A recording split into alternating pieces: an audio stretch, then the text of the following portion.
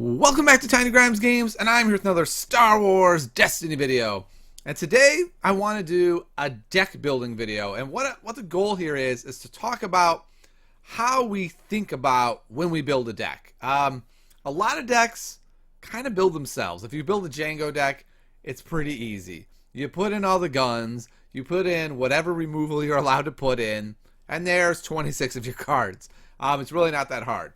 However, recently I've been trying to build a Rey Poe deck, and I've been realizing Rey Poe presents a really interesting problem that most of the decks don't present, and that is it can be built a whole bunch of different ways with different focuses, depending on which way you want to go. I mean, there's like 60 potential cards for the deck that you actually have to whittle down to 30, and there aren't that many decks in Awakenings where you have to do this. Now, when Spirit of Rebellion drops, this is going to be the norm, and deck building is going to get a whole lot more difficult. So I thought we could kind of take a brief look at how we go about doing this before Spirit of Rebellion even comes out. So here we go. We've got Poe and Rey. So we have a couple questions even before we start looking at what cards are going in. It's really, how is this deck going to function?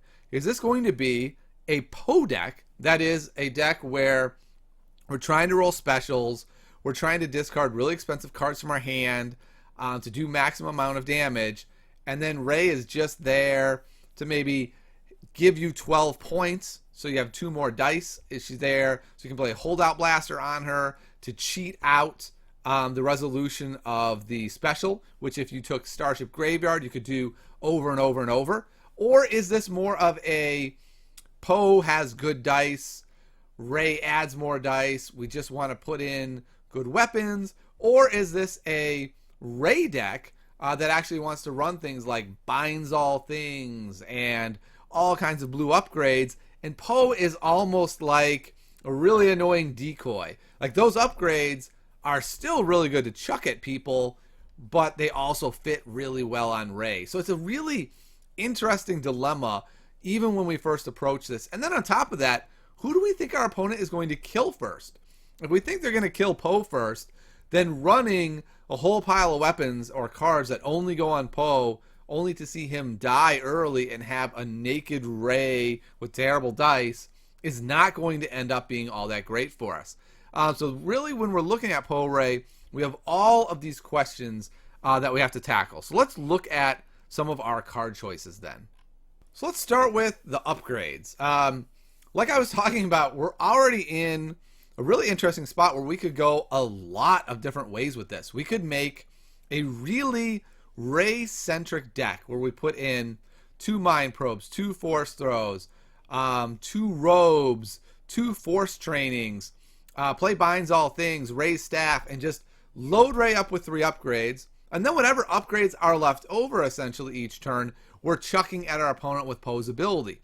So Force Throw out of hand to just remove a die and throw it at their face is great. Mind Probe them for 4 to 5 out of nowhere is amazing. One with the Force has really good size to just resolve. Even Force Training is not terrible to play out of hand. Lightsaber has good sides.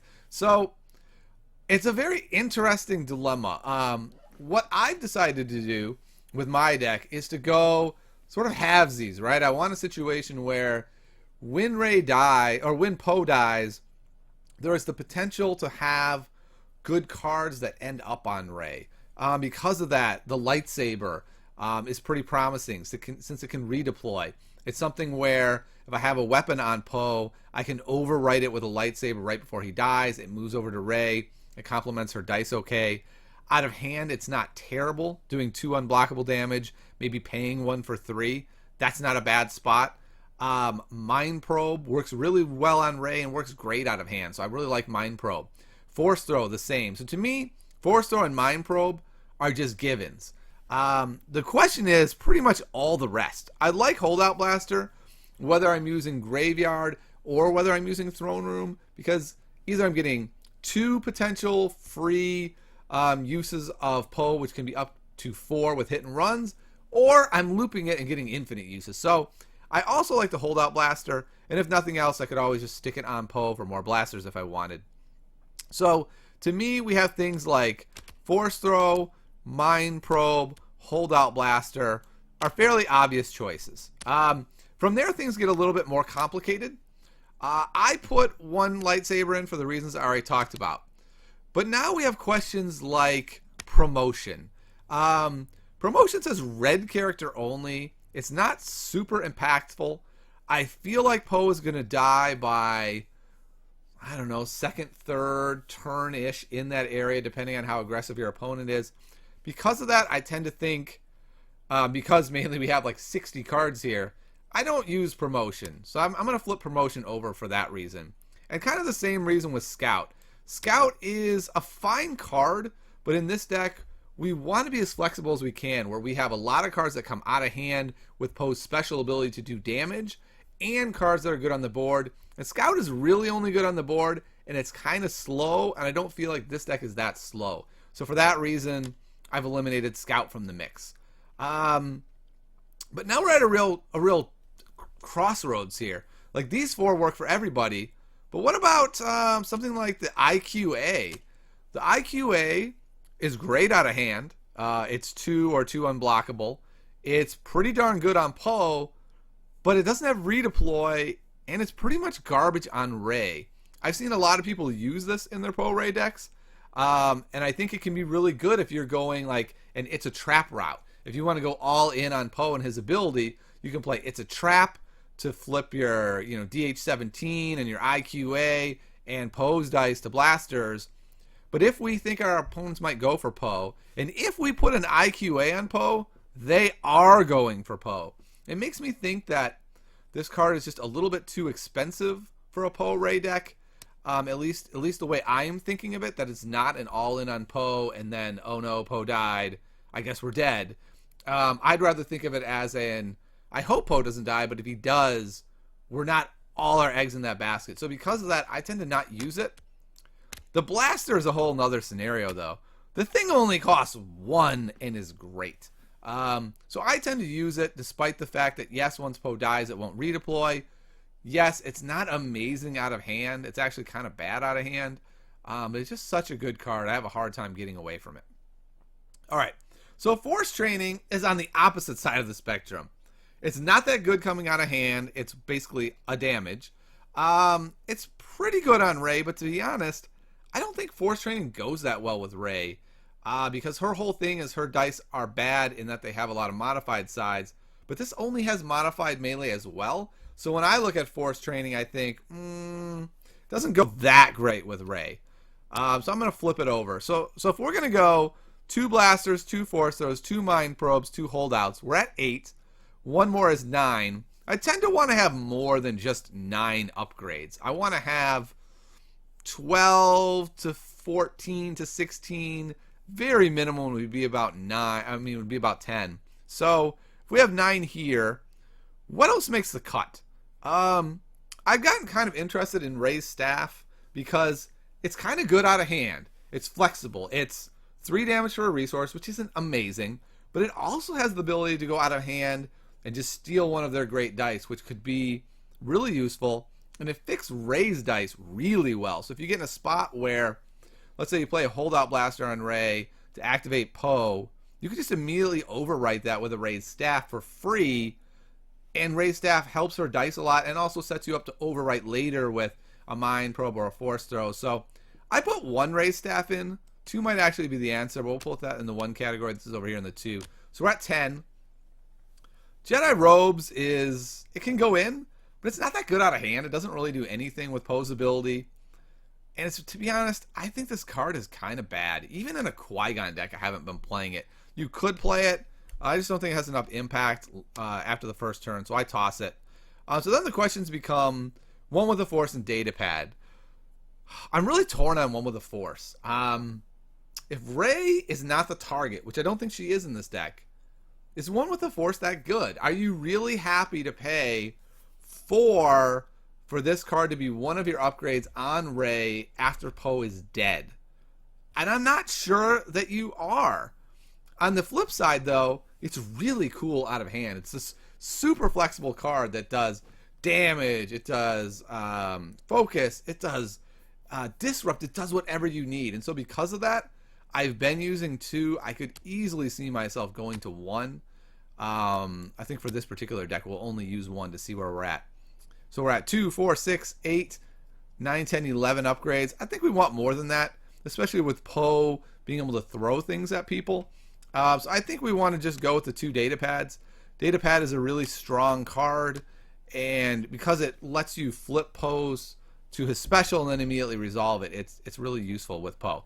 So we're a little bit light on upgrades, 2, 4, 6, 8, 9, 10, 11, 12, 13.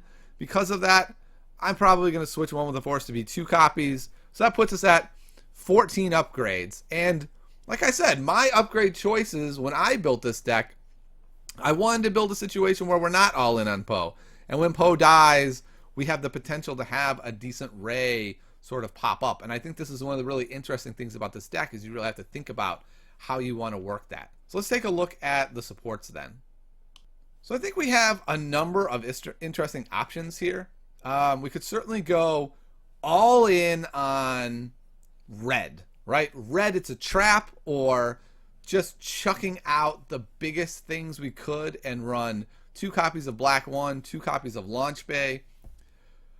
The issue with Launch Bay is with Poe's ability, it doesn't do as much damage as you might think. It's probably going to be 3 because you're doing it out of hand. You're going to probably have to give up a card for a reroll, maybe 2. I'd say 3 to 4 is about what you're going to get out of it, and it has to be early in the turn where it works. I love the card. If you can find a way that you're printing money like it's water, which I have done. I had this in my original version and was able to get one out without a problem. I think it can be really good.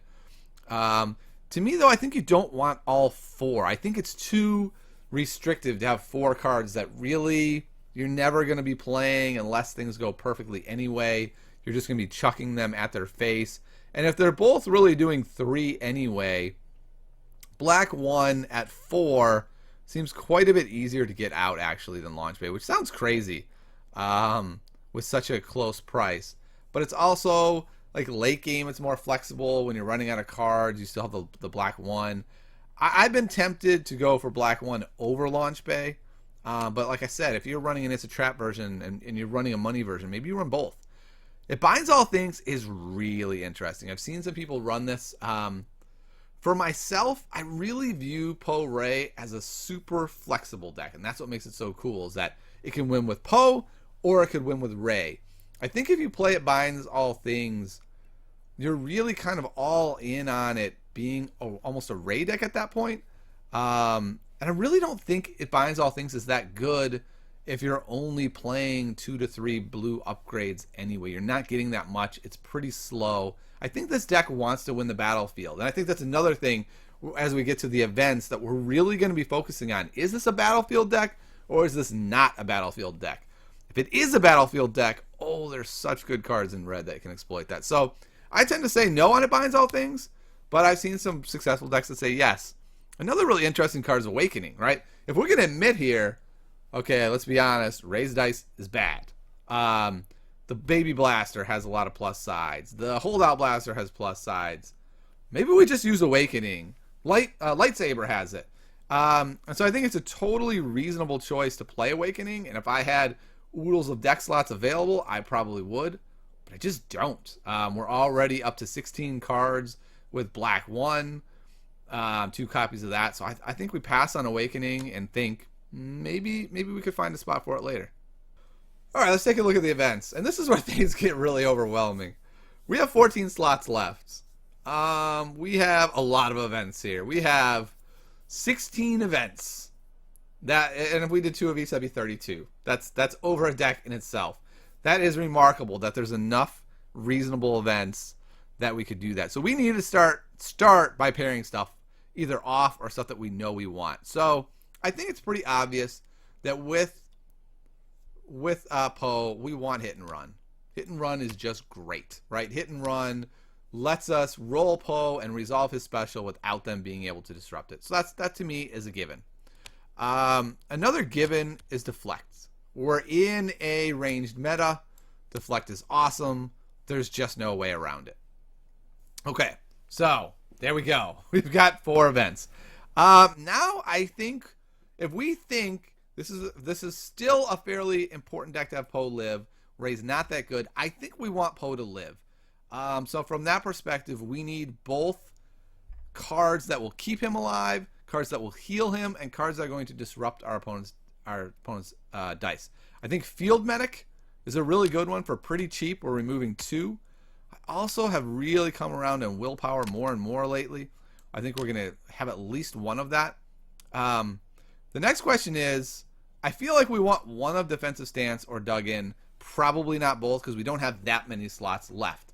So it's a real interesting point of, are we going to be claiming the battlefield? I think if we have our battlefield, and we're very likely that we will with our dice, I think we do want it. And that's going to lead us to wanting Dug In then. It's such a strong card. To be fully shielded up for 1 is kind of insane. I think we want 2 of it. And if we think we're claiming the battlefield, Defensive Position is maybe the best removal in the game. It's a more versatile, cheaper version of Dodge. Sign me up. Sign me up. So here we're already at potentially 12 of the... Wow, what did we have? Do we really only have 14 slots, so we just filled 12 of them? That sounds crazy to me. That leaves us with a gigantic pile of awesome cards. Which ones are we not using? All right, so like I said, I don't think we can afford Dodge and Dug In. So we're just going to have to get rid of that. All In is a cool card. I don't really feel like it fits this deck that well. There's not a ton of focus in the deck, so we're going to dump that. Surgical Strike is a card where I've started wanting and desiring to put one of these in every deck, mostly just for backup muscle. Backup muscle is that annoying. But this particular deck does not seem like it can have luxury cards. Like, they all have to be great. It's a Trap is an amazing card. It's maybe one of the best cards in the whole game. But this deck does not seem to suit it very well. It has a Baby Blaster, or 2 Baby Blasters, 2 black ones, and Poe's dice. So essentially, once Poe dies, It's a Trap is a dead card. And even before that, I don't feel like it's going to be that impact. Like, the highest impact it's going to be is something like 6, which is great. Pay 1 to do 6, sure. But that's in a perfect world. I would love to find room for it. I don't think we're going to be able to. I kind of feel like the same with Rearm. Like, we are discarding stuff to use its ability, and so there will be stuff in the discard pile, and for that reason, Rearm would be great. But I think we need higher impact cards that are going to control the board more than just give us a slight resource advantage. And so what we're left with are all removal cards, and I think we have room for 2 of them. My math might be wrong there. So if we have room for 2 of them, what are we taking? Mind Trick, I don't love. I really only play Mind Trick in decks where I don't have another card to fill that slot. Here we could play Anticipate. We already have Defensive Position. I feel like we're pretty good there. Dodge is a better Deflect, but a worse Defensive Position. We're gonna say we don't need it. We might come back to it. Use the Force is another card that's kind of a luxury card here, I feel like. Flipping a card is fine, but they can always disrupt it. So we're left with, in my opinion, Force, Misdirection, Anticipate, and Dodge. I'm going to put that. These would be the 3 that I would be choosing between. And I think they're all actually really good options. Force Misdirection might be the strongest card in the game. For 1 cost, you remove all of their dice. But it's going to be great against melee decks and terrible against range decks, because our range dice are like the 1 range side on Force Throw, the 1 range side on Mind Probe. I don't really feel like that's that amazing, though. We do have specials, we have resources, we can basically interrupt every other type of side except for range. So what I'm tempted to do is say, let's go 1 Misdirect, and let's go maybe 1 copy of Dodge or Anticipate. Let's see where we're at, actually. So 2, 4, 6, 8, 10, 12, 13 if we go 1 Misdirect. We went 14, 15 for our supports, and then we have 14 upgrades. So we're at 29. We do have 1 single slot left. So our choices are second Misdirection and Anticipate, which I feel like is a little bit too situational. I would rather have more of a guarantee card since we don't have that many guarantee cards in here.